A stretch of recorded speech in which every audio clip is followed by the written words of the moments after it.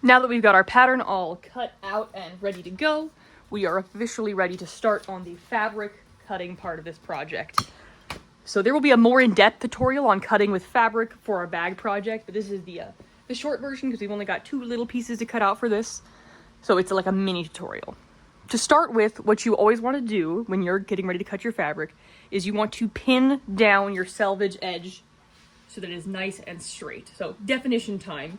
The selvage edge of your fabric is the one where it was woven on. So you can see it's got little thready clips on this part. On some fabrics, this might look like the side with the white line that says made by Joann's Fabrics or something like that. But the selvage edge is the edge that we always want to have pinned down because we know that edge is straight, whereas this one is their cut edge. And that could have been cut by someone who wasn't paying attention, or maybe it's tricky to cut fabric, so you always want to be sure that you pin down on the edge that's positively straight. Next, we are going to need a ruler, and I'm going to go grab one of those. You'll need a ruler, and also for this video, in addition to your thumbtacks, you're going to need a marking tool of some kind. In this video, I'm using markers. In yours, you'll be using chalk. The reason why I'm using markers is because they're really bold and they'll stand out, but the problem is that will also bleed through your fabric, so on your personal project, use something more subtle. For the video, I want you guys to be able to see it.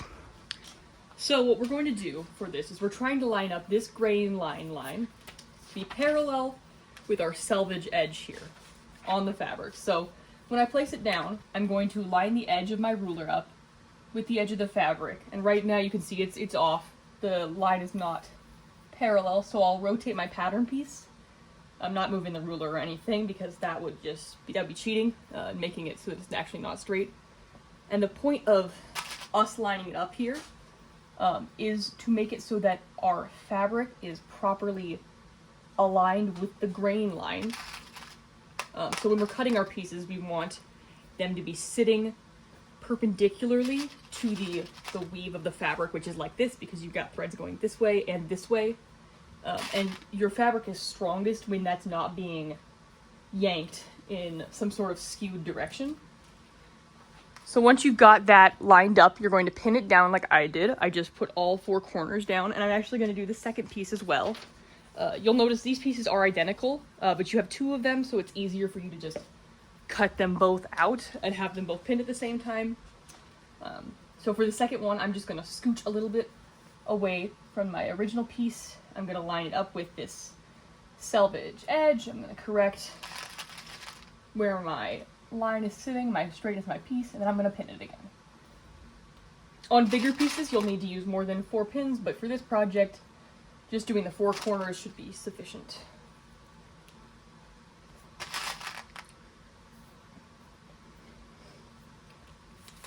Now, once you've got your pieces all pinned into place, the next step is going to be tracing them.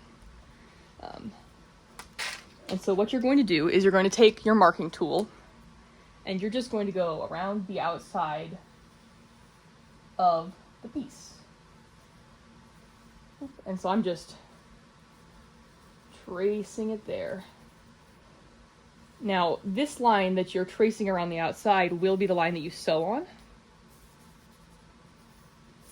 And it's very difficult to get a good solid straight line with a Sharpie on fabric. I'm just going to tell you right now, so. There we go. So you're going to trace both of them around the outside, and I'll do that in the second one in a minute. But what you're going to do next is you're going to take your ruler or your seam gauge that you got from your kit, and you're going to locate the mark that says 5/8. So on this ruler, we can count this. This is an eighth, so 1/8, 2/8, which is a quarter, 3/8, 4/8, which is a half, and 5/8, which is where there's like a little bit of gunk on my ruler. So we can just tell that that's the spot. So 5/8 is how much seam allowance we need to add to the outside of our piece. So what I'm going to do now is I'm placing the edge of the ruler so it's lining up with the edge of this pattern piece. And I'm going to make a little mark at where 5/8 is. And I'm going to move it up. And I'm going to do the same thing. So essentially I'm making a bunch of dashed lines that I'm going to connect in a second at 5/8. And this, which will be the green line on this one, this is the line that I'm actually going to cut on. So I'm not cutting on the red line.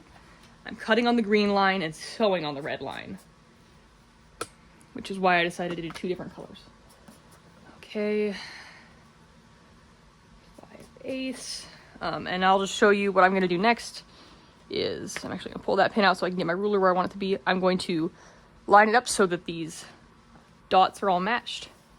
And then I'm going to draw that line. So that's my cutting line. And I'm going to do the same thing over here.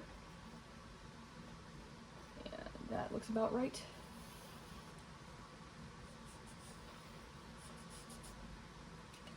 And then I'm going to go up and do my 5/8 over here.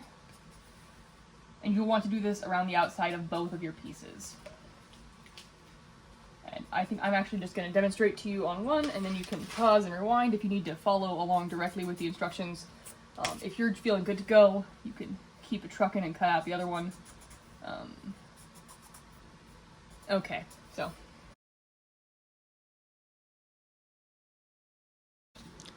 So now I've got both of my pieces traced and ready to go, so I'm actually going to pull the pins out.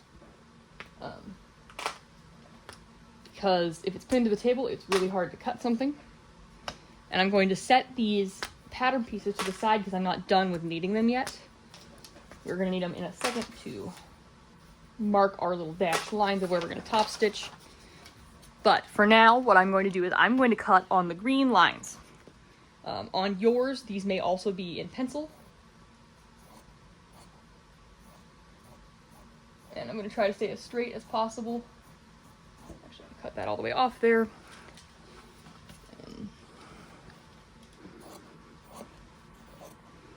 And now the reason why we need a seam allowance is so that we've got a place to be sewing that isn't directly on the edge.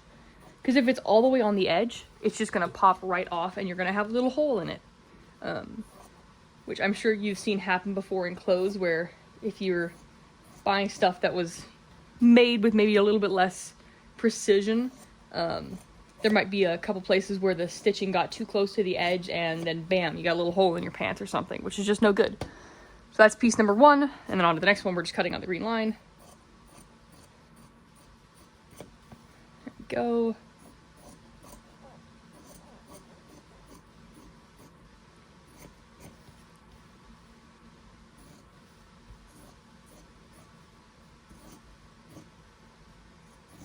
Okay, so now we've got both of our fabric maze pieces cut out. I'm going to call this one the front and this one's the back, but it really doesn't matter. They're the same.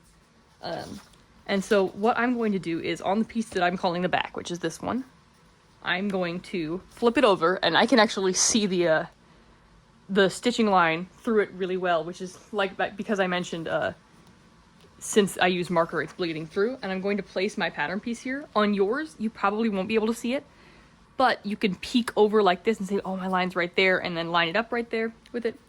I'm not actually going to pin it down this time because I think that's going to make it too tricky to do. But what I am going to do is I'm going to poke a little hole right here through there, and then I'm going to use my ruler. This is a nifty trick. And I'm going to place it right there. And I'm going to add another pin here so I can see where the end of the line is meant to be. And then I'm going to pull this out and off, but I can still see there's a little hole there. So I'm going to put that back, and now I'm going to draw the line that I just moved stuff to be able to see. So that will be my stitching line. Now this is on the right side of your fabric, so this will be for top stitching, which will be a thing we cover in the sewing this thing video. And I'm just going to repeat that for each of these steps. So poking this one there to get a good solid hole in it, and then poking one right to the outside of the fabric of where it's going to end, pulling this one out and putting it back in where the hole is, lining up the ruler,